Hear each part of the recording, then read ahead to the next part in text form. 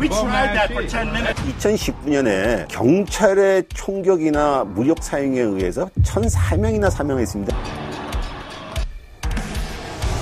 To anyone exploiting this tragedy to loot, rob, attack, and menace. 국민적인 단합을 호소해야 될 도널드 트럼프가 오히려 불을 지르는 조지 플로이드 추모 집회가 미국은 물론 유럽과 아시아 각국으로도 번지고 있습니다. 지난 5월 말 백인 경찰의 과잉 진압으로 숨진 흑인 남성 플로이드의 사망 소식에 전 세계 시민이 함께 분노하고 있는 것인데요. 한국에서는 지난 6일 서울 명동에서 첫 집회가 열리기도 했습니다. 미국 내 인종차별 문제 얼마나 심각한 걸까요? 정의길 한겨레 선임 기자와 함께 짚어보겠습니다.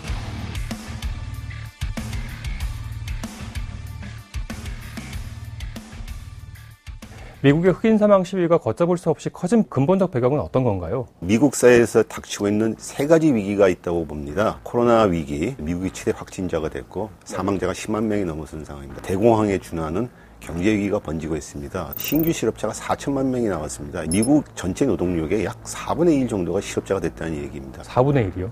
그렇습니다. 가장 큰 경제 위기였던 1930년대 대공황 때 실업률이 24%, 25% 정도였는데 거의 준한다고 할 수가 있겠죠. 여기에 지금 조지 플로이드라고 하는 흑인이 경찰의 목에 줄려 사망한 사건이 나면서 걷잡을 없이 번지게 된 거죠. 또 하나 또 추구한다면 국민적인 단합을 호소해야 될 도널드 트럼프가 오히려 불을 지르는 여러 가지 행위를 하고 있습니다. 격분한 시민들이 백악관 앞에 몰려가서 시위하고 사태가 악화되고 있습니다. 이번 사태가 얼마나 심각한 건지 구체적으로 설명을 좀 부탁드려도 될까요? 75개 시에서 시위가 벌어지고 있고 30개 도시에서 통행금지를 했다는 이유는 시위가 폭동화돼서 약탈, 방화 이런 것이 진행되고 있습니다. 우리나라는 최근에는 촛불 집회, 평화적 행진 이런 양상을 중심으로 시위가 진행되고 있는데 미국에서는 과격한 시위, 폭동이 일상적으로 벌어지고 있는데 이런 모습은 굉장히 우리로 좀 낯설거든요. 한국의 시위라는 것은 사실은 정치적 민주화를 초점을 맞춰 있고 부당한 공권력에 대해서 돌을 던지거나 화염병을 던지거나 이 정도의 폭력이 없고 주변의 가게를 약탈한다거나 방어한다거나 전혀 없습니다. 그럼 당연히 우리 민주화에 초점을 맞춰져 있었기 때문에 그런 거죠. 미국에서 벌어져 왔던 인종과 계급 문제에 의해서 폭발되는 것들은 대통령 선거를 직선으로 뽑자 이런 문제가 아니고 자기들 사회 경제적 지위에 억눌렸던 것이 폭발하는 거기 때문에 열악한 지위를 상대적으로 더 위축해 보이는 화려한 기물들이나 상점들 그런 타겟을 향하게 된다고 봅니다. 미국에서 이런 폭동들이 거의 몇 년마다 주기적으로 벌어지고 있습니다. 사실 새삼스러운 일이라고 할 수가 없습니다. 20세기 이후만 보더라도 백인 우월자들이 흑인들에 대한 공격, 학살 이런 걸로 해갖고서 폭동들이 진행됐습니다. 2차 대전이 끝나고 나서부터는 양상이 좀 바뀌는데 1967년 때 롱 핫 썸머라 그래서 덥고 긴 여름이라 그래가지고 67년에만 159차례의 인종폭동이 일어났습니다. 68년 들어서는 흑인 민권운동을 지도하던 마틴 루터 킹 목사가 암살이 되자 이에 항의해갖고서 약 4월 4일부터 14일까지 뉴욕, 시카고, 디트로이트, 워싱턴 등 주요 도시에서 폭동이 벌어집니다. 80년대 들어서 약간 잦아드는 듯 하다가 1992년에 그 유명한 로드니 킹이라는 흑인이 체포 과정에서 경찰들한테 무자비하게 구토를 당한 장면이 방송을 통해서 전역에 이제 알려졌죠. 경찰관들 4명은 모두 나중에 죄가 없다. 불기소 처분하면서 거기에 자극받아서 LA 폭동은 한 도시에 일어난 단일 폭동은 아마 최대였었고 특히 한인타운들이 거의 초토화되는 피해를 입었습니다. 경찰들이 백인 지역은 철저히 봉쇄를 하고 막아주면서 오히려 한인 쪽, 한인 상가타운 지역을 터져가지고 가장 큰 피해를 봤죠.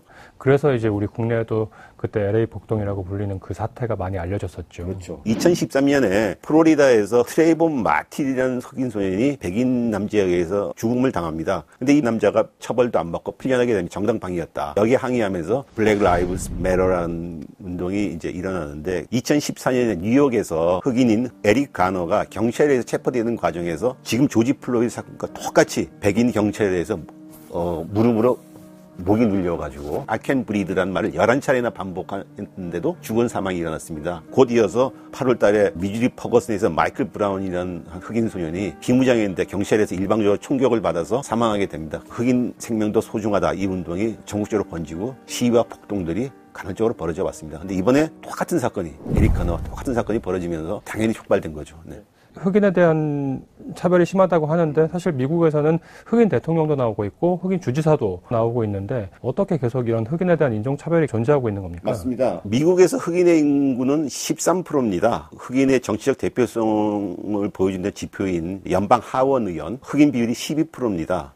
마이너리티라는 개념을 적용해 본다면 흑인들의 정치적 지위 대표성 같은 건 상당히 좋다고 볼 수가 있습니다. 예를 들어서 우리가 남자 여자 인구 비율이 50대 50인데 미국에도 남성 의원 비율이 거의 뭐 70% 여성 30% 이런 걸 감안해 본다면은 흑인들의 정치적 대표성이라는 게 결코 나쁘지 않다는 거 보여주는 거죠. 오바마라는 흑인 대통령도 출연했었고 흑인들의 정치적 대표성이 결국 열악하지 않다고 보는 데 된 이유는 흑인들에서 양극화가 일어나고 있다는 겁니다. 흑인 사회 내의 양극화요. 그렇죠. 미국 내에서 한 20%의 흑인들은 고등교육을 받고서 미국의 중산층으로 편입돼 가고 이 사람들이 어퍼머티브 액션이라고 하는 소수 그룹에 대한 사회적 혜택, 정치적 혜택을 주는 제도에 힘입어서 상당히 높은 지위까지 올라오고 그 결과가 아까 말했던 그 정치적 대표성이나 공공기관에서 흑인들의 책임자들이 많고 이런 게 됩니다. 근데 문제는 나머지 80%가 사회경제적 지위가 상당히 열악하다는 겁니다. 2000년에 흑인의 중간소득, 제일 적은 소득부터 제일 높은 소득까지 쭉 늘어났을 적에 그 중간소득이 보면은 41,363달러였었는데 2000년도에 2016년도에는 오히려 줄었습니다. 39,490달러로. 인플레이션이나 이런 걸 감안하면 뭐 GDP도 성장하고 그러면 올라가야 되고 당연히 그 백인이나 아시아 계통이나 히스패닉 때 늘었는데 오직 흑인들만 오히려 줄었습니다. 흑인 사회의 어떤 사회경제적 지위가 올라가기보다는 일부는 주류 사회에 혹은 중산층에 편입이 되지만 나머지는 더 열악해지고 있다. 대신 갭이 더 커짐으로 해서 그 모순들이 이런 인종폭동으로 나타난다고 봅니다. 이번 흑인 사망 시위 사태, 지금 미국을 넘어서 유럽, 그리고 유럽에서 이제 아시아로까지 번질 조짐도 보이고 있는데 이번 사태가 언제까지 계속되리라고 좀 보십니까? 글쎄, 그거야 예단하기가 힘들겠죠. 조지 플로이드가 죽으면서 그 다음날부터 시위가 시작됐는데 미네폴리스에서 저녁 때 폭동화됐습니다. 그래서 일부 대도시에서 흑인들이 많이 사는 지역에서 폭동화됐지만 한 3일을 기점으로 해서 그런 폭동성 소요는 좀 잦아들고 오히려 주간의 평화적 시위든 더 확대되는 양상입니다.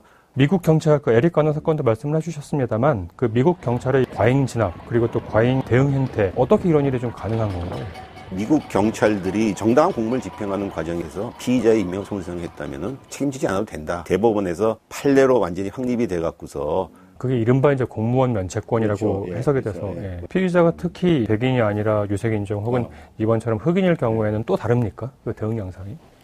2019년에 경찰의 총격이나 무력 사용에 의해서 1,004명이나 사망했습니다. 미국에서. 36.8%가 백인이고 경찰에는 사망자 중에 23.4%가 흑인입니다. 인구 대비로 보면 흑인이 백인에 비해서 4배 정도 높은 거죠. 경찰에서 사망하는 비율이. 사망률이요? 네, 그렇죠. 4배 정도 높은 거죠. 흑인들에 대해서 훨씬 더 공격적으로 미국 경찰들이 과잉 대응한다고 말할 수가 있습니다. 그 말은 흑인이 인구 대비해서 좀 더 범죄를 많이 저지르고 있다는 해석으로도 가능합니다. 그러니까 예를 들어서 인구 10만 명당 흑인은 1,100명이 수감돼 있고 백인은 200명이 수감돼 있습니다. 그럼 왜 이렇게 범죄율이 높는가? 이 문제에 대해서도 우리가 한번 생각을 해봐야 되겠죠. 그거는.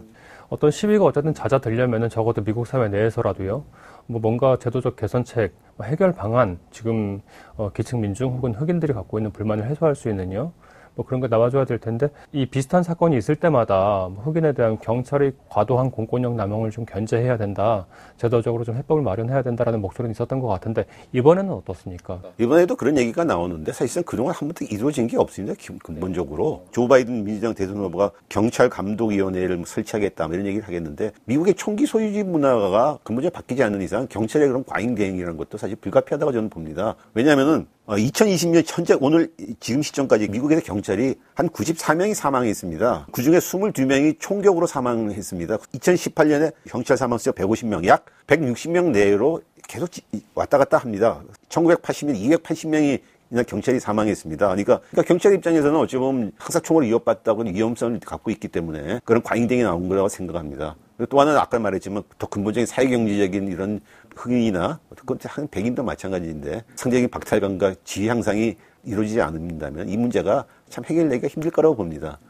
이 미국 대통령의 좀 잘못된 대응, 잘못된 행태도 문제라는 지적이 많던데요. 군을 동원해야 된다라는 말도 하기도 하는데 도대체 왜 그러는 건가요? 그 미국 대통령은? 트럼프가 취임 이후부터 자기가 가진 정치적인 택틱이나 정치적 전략 전술을 가장 큰 게 갈라치기, 국민들의 갈라치기를 통해서 자기들의 지지층을 더욱 결집시키는 방법이었습니다. 민주당 시장과 주지사들은 강경해져라. 그 사람들은 무정부주의자들이다. 지금 우리 주방위군을 불러라. 세계가 지켜보고 있다. 당신 졸린 조를 비웃고 있다. 이게 미국이 원하는 것인가? 아니다.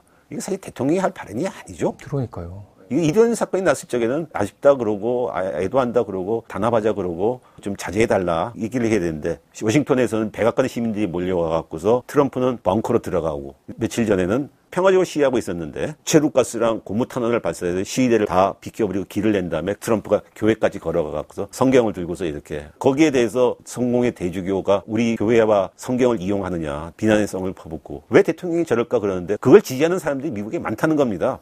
검들이 난리를 피는데 가만히 있어야 되느냐. 그러니까 트럼프가 계속 사일런트 머저리티니까 침묵하는 다수는 이번 사태에 뭐 동의하지 않고 있다. 그렇죠. 뭐 이런 얘기죠. 이번 시위가 좀 더 과격화되고 폭동화되는 게 이 트럼프한테는 어떤 나쁘지 않다고 보는 거죠. 오히려 이번 사태가 뭐 잘 해결돼도 자기한테 별로 도움이 될 게 없다고 보니까 오히려 이 사태가 더 과격화돼서 주방위군이 출동하고 자기가 말하는 연방군까지 출동하는 사태가 될 경우는 갈라치기를 통해 지지층이 더 결집할 수 있다고 보는 거죠. 그렇지만 내부적으로는 군을 책임지고 있는 마크 에스퍼 국방장관 같은 경우에는 이 군 동원령에 본인은 동의하지 않는다. 기자회견도 열고 그랬는데요. 군 동원령에 동의하지 않는다라기보다는 군을 출동하는 것은 우리가 마지막으로 가야 된다. 나가야 된다. 근데 현재 상황은 그런 게 아닌 것 같다. 그래서 이제 그걸 언론들은 예스맨이었던 마크 에스퍼가 트럼프와 반대 의견을 냈다. 그러고 나서 연방군이 출동해서 워싱턴 국제에 대기한 상태에 있었습니다. 원래 기조 되돌려 보기로 했었는데 비난 여론이 커지는데 마크 에스퍼가 오히려 그 명령을 또 취소 그대로 대기해라. 그래서 약간 이중적인 태도를 보인 거죠. 이번 시위 혹은 뭐 폭동으로까지 번지고 있는 이번 사태가 미국 대선에 미칠 영향은 어떻게 되겠습니까? 트럼프의 재선이 가능할까요? 코로나19 사태 이후로 트럼프의 지지율이 떨어지고 있고 조 바이든한테 계속 밀리고 있고 온건한 미국 중산층 백인들도 등을 돌리게 되겠죠. 그렇다고 해서 이게 트럼프의 대선 가도를 가는 결정적인 장애냐? 또 그렇게 보지는 않습니다. 그건 또 아니다. 예. 약간 국민들을 갈라치기해서 친트럼프, 반트럼프 이런 식으로 선택을 강요하는 상황으로 몰고 가고 자기의 지지층들을 결집시킨다면은 또 미국의 대선 전문가들은 핵폭탄급으로도 유리하다. 유리할 수 있다. 유리할 수 있다. 예. 좀 더 지켜봐야 되겠네요. 그 부분은. 예. 오늘 그 정의길 한겨레 국제뉴스팀 선임 기자 모시고 미국 흑인 사망 시위의 근본 배경과 향후 전망에 대해서도 함께 들어봤습니다. 오늘 말씀 잘 들었습니다. 고맙습니다. 감사합니다.